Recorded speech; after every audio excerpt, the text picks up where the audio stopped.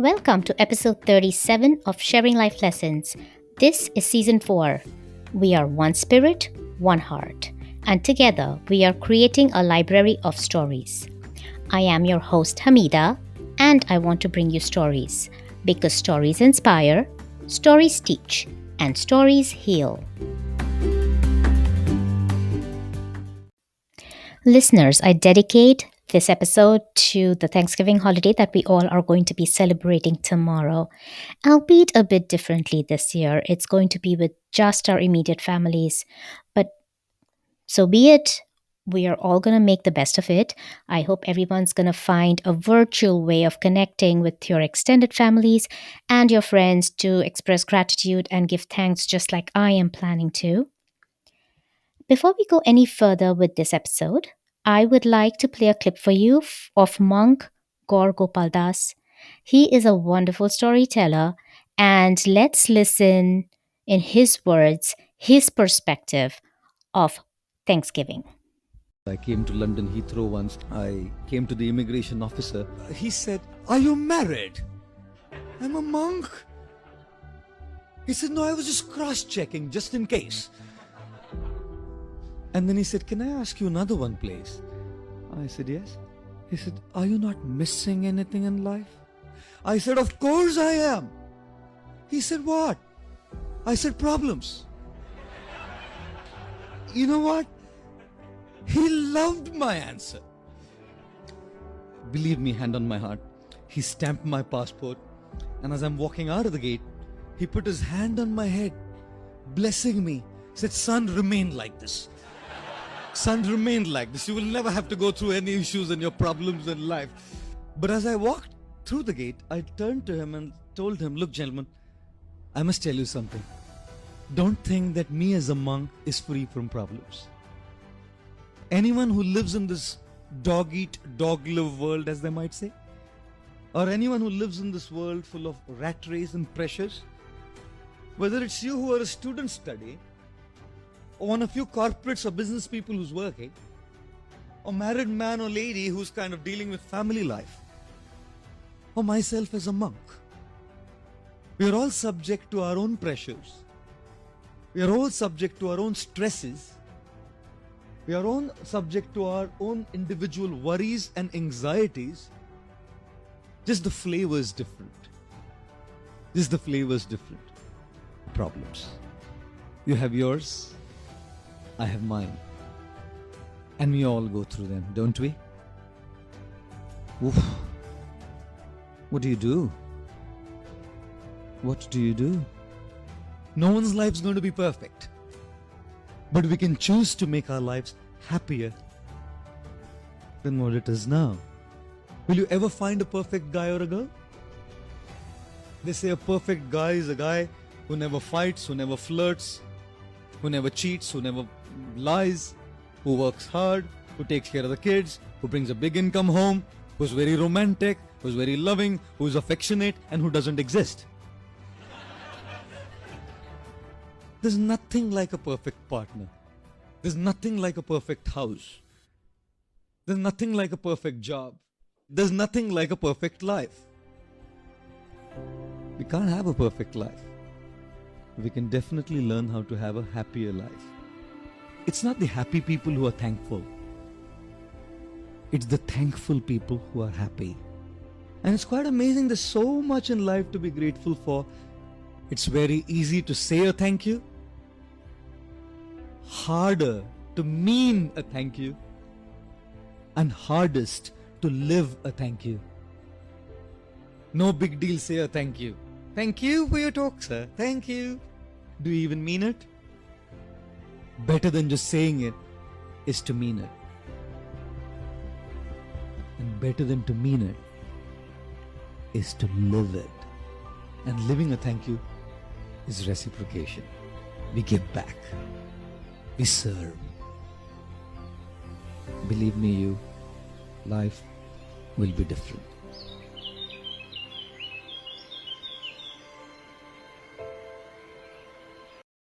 That is such a beautiful message.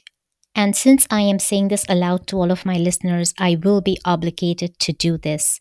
But from here on, I want to mean my thank yous. And wherever and whenever possible, I want to live my thank yous. Over to introducing our guest for today. She is inspired and at her best when she's able to make someone smile and able to make a difference in the lives of others. She is the lucky mom of two teenagers and has married her high school sweetheart and best friend. Everyone, let's welcome Pinky Shah. Hello, Pinky. Welcome to Sharing Life Lessons. It's so good to have you on the show. Oh, I am so honored. Thank you for having me. You're most welcome, Pinky. I'm so looking forward to talking to you and to listening to your story because it is so pertinent to Thanksgiving. But before we get on to your story, can you please tell us something about yourself? Sure. So let's see, I'll start with I am the daughter of two amazing people. And I have a brother, or had a brother, I should say. He's passed away now. And he and I were 2 years apart in age. So we grew up together. I was born in India and came here at a very young age, 5. So I am technically second generation, but I feel like I was born here because I was so young when I came.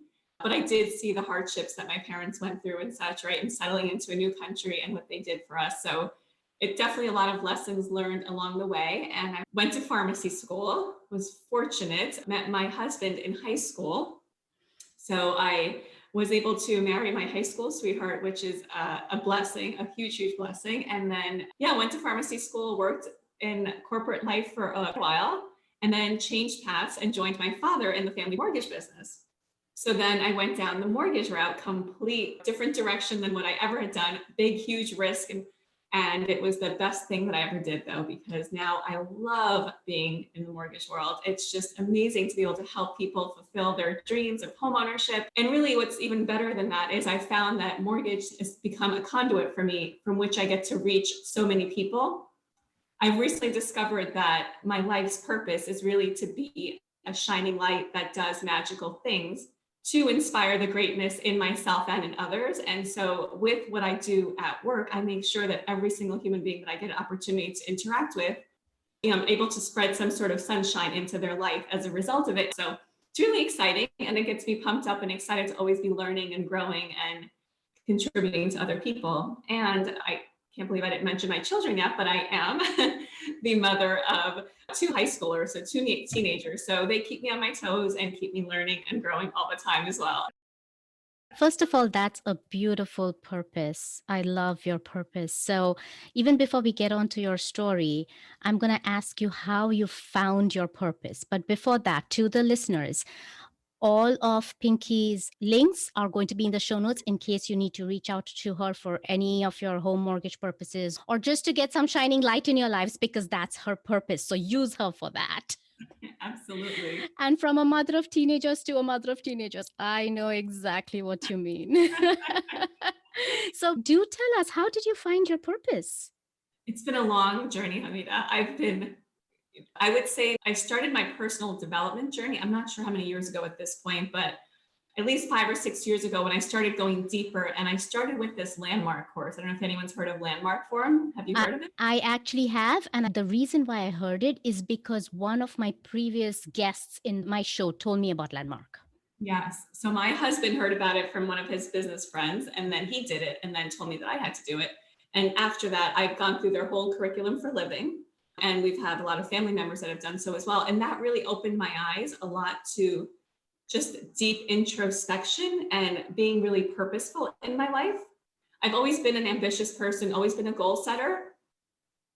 But I think I always set goals that made sense, that seemed like it was the next goal I should set, if that makes sense. I'm going to call them the ordinary goals that just felt like this is what I should be doing next. Okay, I should be striving for a promotion because that's what you do when you have a job. Like it was that kind of thing. And then, so doing this kind of helped me realize that I can author my own life and I should author my own life. So that got me down the path. And then I continued, and then I was just completely hooked and still am to just personal development. And then I went down the Tony Robbins path. And so I've done a whole host of Tony Robbins courses, Unleash the Power Within, Date with Destiny, Business Mastery, and a Date with Destiny. It's a 6-day program, almost 7 days, I can't remember. They say it's a date with your own destiny. That's what the name of the program implies. And you focus all that time to culminate into developing your life's purpose. So it was at that event that I actually was able to finally articulate it and have a real true purpose. And so now every action that I take, I'm able to say, is this action helping me towards my life purpose? And so it really has helped me be more focused in what I do. I am so glad I asked you this question because otherwise we wouldn't have gotten this slew of resources from you.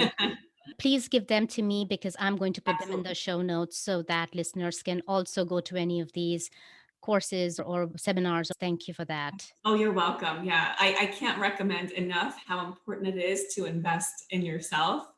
I always felt like it was selfish because it was the landmark forum was 3 days, Unleash the Power Within was 4 days, and it felt selfish from a person who always wanted to care for everybody. And a lot of mothers, I'm sure in the audience that are listening probably feel the same way. So it helped me realize that I'm able to do more, give more, and be more for everybody that I want to do more for because I invested this time in myself. Very motivational. Thank you. So, Pinky, I want to know your story about your brother. Yes. Tell us about that, please. Sure. So my brother, well, we were both born in India. And I don't think my parents knew, well, they didn't know right away, but we came to learn that he had cerebral palsy. In the spectrum of things, he was sort of in the middle as far as what cerebral palsy, for those that don't know, right? Cerebral palsy means it's basically, it can have a range of effects on a human being. It can be muscular. Some people can't talk. They have trouble doing a host of activities. And his was, fortunately, he always had a strong mind, which I don't think I realized what a blessing was because I was a child and you don't realize, you just saw what wasn't there at the time, right? As I came to learn more about the disease, I came to learn that we were so lucky that he was able to always talk to us and he was able to think and have a really sharp mind. So we were fortunate and blessed to be able to have that. But that's what brought us to the US though. I believe it was because it was a search for better healthcare to take care of him and to help him. And that's why we got a chance to come here. Unfortunately, we passed 15 years ago. He was in his 30s and he would have been 32 when he passed. And how did cerebral palsy affect him? He was not able to walk. Okay. So he was wheelchair bound as far as he's 2 years older than me. So you guys can do the math on how old I am then. You just gave that out. That's okay. I'm proud. I have no problem. So as far as I know, he's always been in a wheelchair. It's just how I remember my brother always. I understand that when he was super young, he was able to walk a little bit. It is a degenerative, at least in his case. He wasn't able to walk. And then his arm function was not always the best. It was, as he was younger, it was better and it started deteriorating. And then the condition deteriorated towards the very end, of course. But yeah. What was your relationship with him? It was great. I mean, it was just, my husband will now tell you, because when we had children and they started fighting, I said, what are they doing? I don't understand this. Because they would bicker and they'd get mad at each other and they'd be so mean to each other. And I said, I don't understand this. And he would tell me, he said, you and Mikdal, my brother's name is Mikdal. He said, you and Mikdal are very different people because we didn't fight. And he said, really, all sibling relationships are not like that. So he's like, this is normal. It's okay that the kids are fighting. This is what siblings do. I can literally probably count on one hand how many times he and I had a fight because it was so infrequent. And so, yeah, we were friends, and I wouldn't truthfully probably go as far as saying like he was my best friend kind of thing, but we had it was just a very good relationship where it was like, he would say, let's do this. And I would say, okay, sure. Or I would say, let's do this. And he would say, okay, sure. So we were both just very agreeable with each other, I think. It's probably a good way to put it. He controlled the TV remote in our house. So I grew up watching A-Team, Chips, and all the boys shows because that's what he wanted to watch. Sure. And tell us about his personality.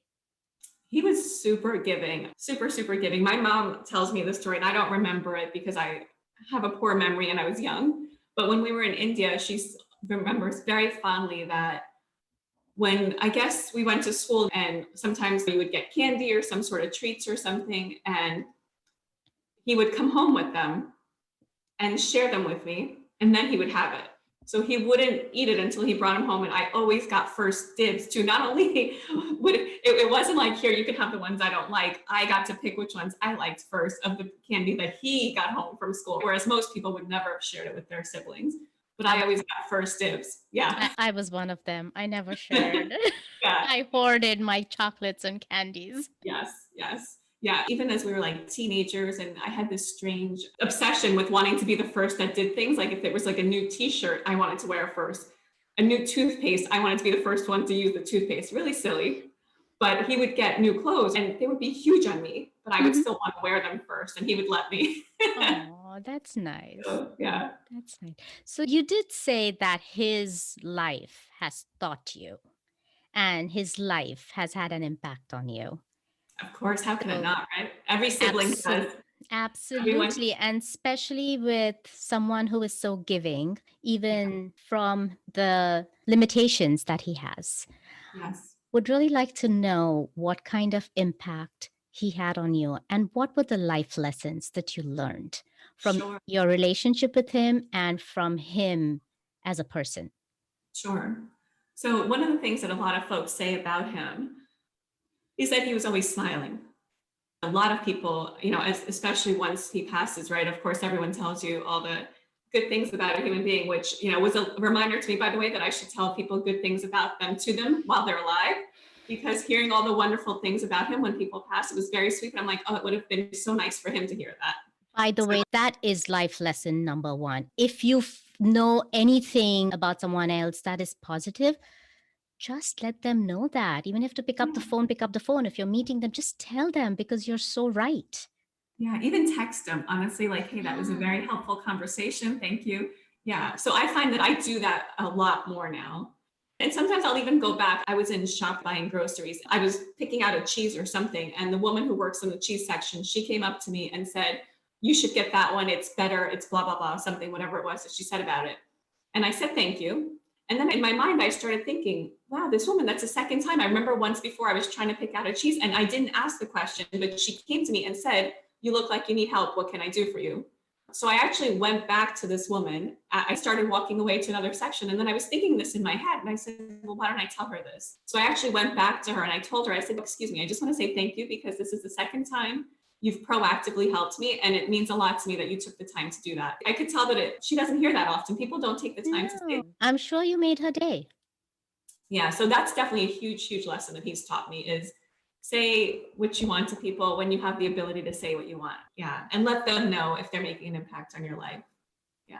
Very nice. So yeah, you're right. That is a huge life lesson. I take it for granted now because I've been doing it because of him, but that's what got me started. One of the other things, as I said, is that he was so positive. I wouldn't say he was always so positive. He definitely had his moments. How could you not? But when we were out, he was always smiling. People always told me how he was always smiling and he was just always happy. And they'd say, how does he do that? He's going through so much and he's always smiling. And he's always thinking of other people. Literally, unfortunately, the last 3 years of his life were too many were spent in the hospital. They were really, really rough years. And so I would go there after work many times. So we split it up because our goal was always he should never be there by himself. So my parents and I would go there and my husband, and we'd go and take different times. And I would go right after work many a days. And his first thought was, and he could barely speak at this point, he would mouth the words or say, did you eat? Did you eat yet? And he'd say, go outside, because we couldn't eat in his room. He's like, go outside and eat and then come in. Or I'd try to tell him a joke to cheer him up. And you knew he didn't think it was funny, but he'd laugh because he knew that I wanted to see him laugh. So there were little things like that he taught me about just being really aware of and putting other people's needs first. Yeah. And I always said, if he can do it with the circumstances that he's under, there's no reason that I can't do that. So I think that's definitely a huge lesson that he's taught me about just serving others first and making sure that you always take care of other people. Mm-hmm. Motivational. Yes, yes. And then the other big thing I think too is about just being in the moment and being present. Because when you lose somebody like that, obviously it was an extremely hard ride to have lost your brother. So it's certainly not an easy thing to have gone through. But again, it just made me realize that every day is a blessing. And knowing that I'm still here and he's not, of course, you always have those moments of like, why him and not me? So you have those moments. But then for me, I've lived my life fuller because I know that I've been blessed to still be here and to have these days and to be healthy. So I think I just live my life fuller as a result of knowing that it can be taken away from me. And I have been given this gift. There's a reason why I am still here. And I've got to make every moment on this planet count and be worth something. Yeah, like they say, every challenge is given to you so that you learn something from it. Right. And it seems like you got a lot of learning out of, I mean, you got a lot of joy too, because you had good times with your brother, but you also got a lot of learning out of it. Absolutely. And then you said there was another great thing that he taught you, and which is why we are putting this up as a Thanksgiving episode. So tell us about that. Should be talking about being thankful on Thanksgiving. So yes, gratitude. I mean, again, when you lose something that's dear to you, you go through a tragedy. You know, everyone deals with it differently. And one approach is to be upset about it. And there's stages of it, by the way, for everybody. Grief has very different stages. And then it depends on how long you stay in each stage too. So thankfully, I was able to get to a place of gratitude for having him in my life for the number of years that I did. Because with what he had, we didn't know how long he was going to be with us. And I was able to be grateful for the fact that he was able to communicate, he was able to think freely, he was able to laugh, he was able to enjoy himself for so many of his years. So I was grateful for all those things that he had. And then, of course, for the fact that I was able to have him in my life for as long as I was. And then my mom and my dad, and we all had him around us. So I was able to be grateful for those things. I'm not going to say that it happened instantly. I'd be lying if I did, to be honest, right? Mm-hmm. It wasn't like it happened right away. It took me a while. And it was a lot of this self-development journey that I was on along the way. Yep. That helped me pull out some of these things, because they really make you go back and look at your life and help you figure out why you are who you are and what you want to change about it too. So I think through all this, I realized that gratitude is such a huge part of me, and it all ties back to him. That's where I think it, originated, if I had to pick a point, right? Originate there. And then a lot of this personal development work that I've been doing helped me hone it and develop it, because honestly, gratitude is a little bit of a skill. It's a muscle. You have to keep working on it. You have to be always looking for it in order to always live in gratitude. There's certain things that are easy to be grateful for. On Thanksgiving, everyone knows to be grateful because that's what the holiday's about. And we know that we have to be thankful for things. Like, that's just what the holiday's for. But there's other days of the week that we all forget. And so waking up with gratitude, being grateful for the challenges, right? Even the challenges that we had to get tested for COVID for the first time recently because we thought we might have been exposed. Mm-hmm.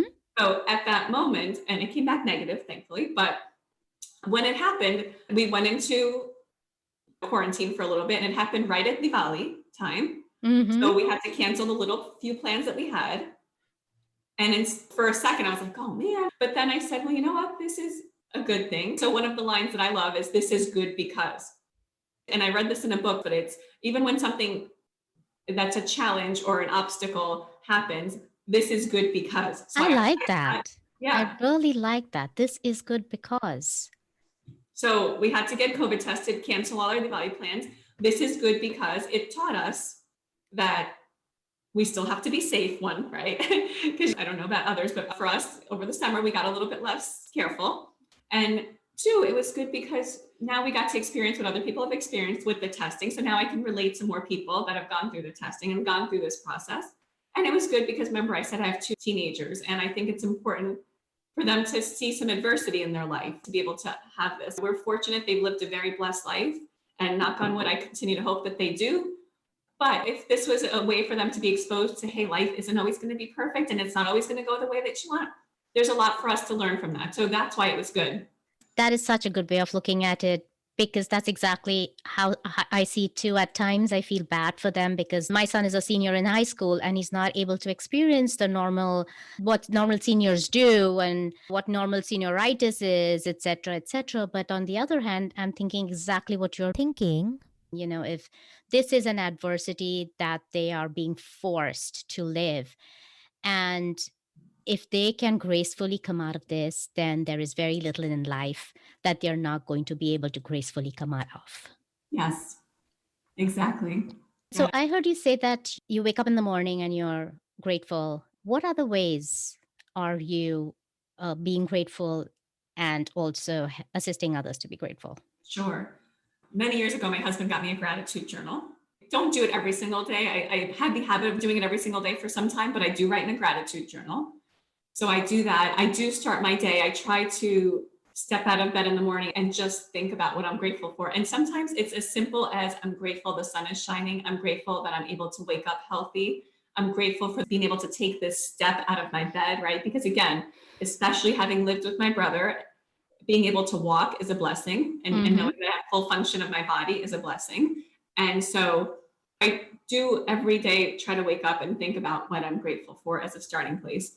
Another habit is that we've had with our children since they were so little, and my husband started this, I can't even take credit for it, but he started it, was one of the things our bedtime routine includes: what are you grateful for today? What was the highlight of your day?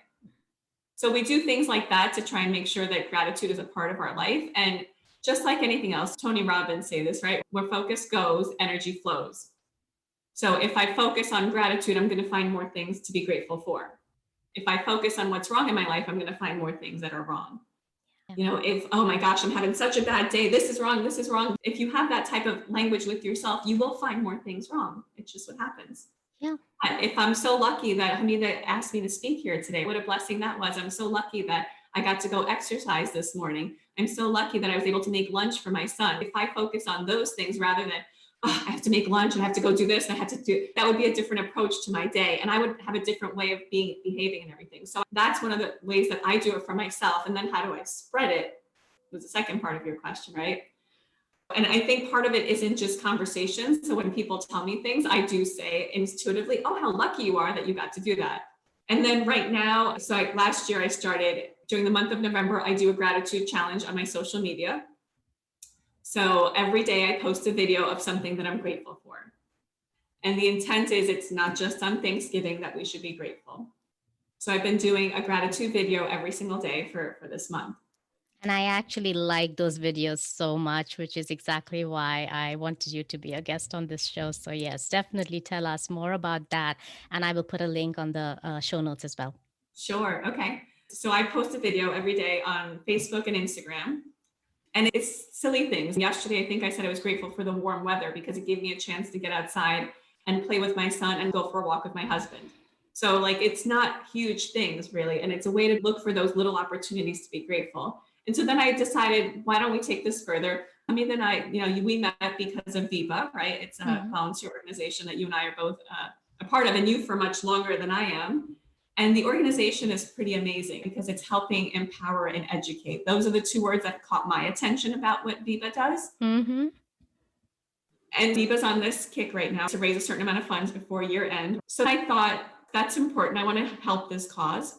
And then if we can all be more grateful as a human race, if I can help more people look for gratitude, I just feel like we can have a better place to live in for us and for our future generations. So that's my small mission. So if I can keep spreading it, then it would be helpful.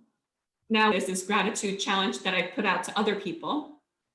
And what I've said is post something that you're grateful for on my business page, Pinky Shah Mortgage Team, post something for which you're grateful for, and then go out and share it. Because again, we want to spread that gratitude. Mm-hmm. And then for every person who makes a post, I'm going to donate to VIVA. I'm going to donate $50 for every post to VIVA because it's an organization that I believe in. So if I can help donate to VIVA and help spread awareness to VIVA, then we've accomplished a whole lot of things with one little small action is the goal. Yep. And that's incredible. And for the listeners, the name of the organization is VIBHA, VIPA.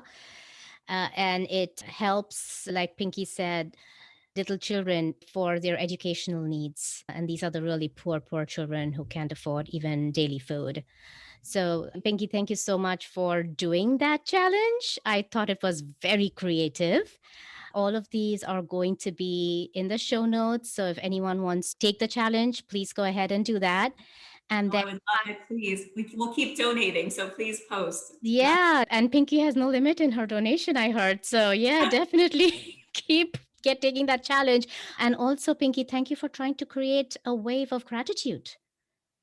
Absolutely. Hey, it brings me a lot of joy. So I would say that it's not completely altruistic because it brings me a lot of joy. So I get a lot of fulfillment by doing it.